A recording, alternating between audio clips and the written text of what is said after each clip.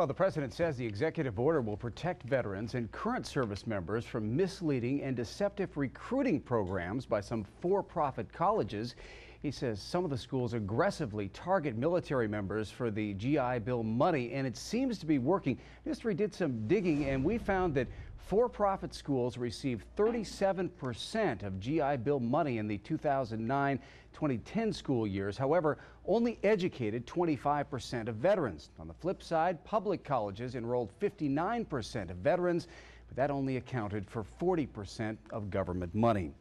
Well, Savannah State University, which is not a for-profit school, has recently hired a full-time person to assist veteran students with the transition into college. SSU also offers disability services and counseling to help guide them through the process. So I understand, that it might not be a smooth transition for some of the veterans coming back. So we have services in place. And I think the key is having support for them, letting them know that you're here to guide them through that process. And you don't just have your hand out wanting the benefits of them being a military personnel. And that's what the president says. Some schools are only interested in the money. The Student Veterans of America organization is designed to help veterans return from the war and transition into the battlefield to the classroom. It's a peer-to-peer network group that gives charters to colleges and universities. Now, more than 400 schools across the country were registered with the nonprofit group, including some here in Savannah. That is until yesterday. The Student Veterans of America revoked the charters of 26 schools, including one to South University's Savannah campus off of Mall Boulevard. In an annual review, the coalition found that instead of listing numbers for students, group leaders, chapters listed numbers for school recruiters, registration, and even the admissions department. News 3's Meredith Lay did some digging, and she joins us now with more on this story. Meredith?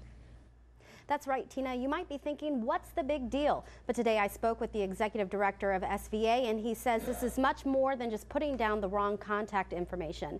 It could be misleading veterans and misrepresenting the schools, making the colleges appear more veteran friendly, and when really they're just looking for students with the GI Bill. But the SVA group at South University says it's not like that at all, and they stand up for veterans. This is all just a misunderstanding. I like being involved in my community. As a former Marine, it was important for Joshua Holmes to have a sense of camaraderie when continuing his education, but he was having a hard time finding the resources he needed. I didn't know where the VA was. I had to go find it and figure out where the American Legion or the VFW was, things that all veterans should know. I had to find out all on my own, and now that's things that we can do for veterans when they come here as a new student. So when he received an email from the university's dean wanting to start an SVA chapter, he was all in. They had their first meeting in October of 2011. I don't know anybody in Savannah. Having somebody around that knows the information that I learned all on my own to give me that information here on campus would have been great. Student Veterans of America's executive director Michael Dakduke says that's the whole point, but some schools are doing it all wrong. A review of the contact information raised some red flags. The concern is if a student veteran that's transitioning from Afghanistan, hoping to connect with a fellow veteran on a specific college campus, but instead connects with the director of admissions or recruiting officer at a school, then it makes it appear that we are working with or approving certain academic programs. Dakduke says some schools are trying to make big bucks on our veterans and using SVA as a tool to bring them in.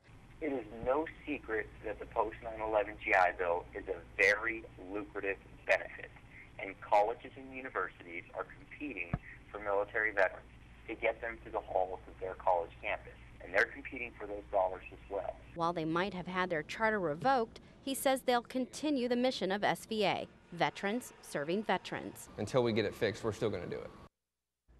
There are steps colleges and universities can take to have their charters reinstated, which South University plans to take. There are more than 40 veterans active in South's local SVA group.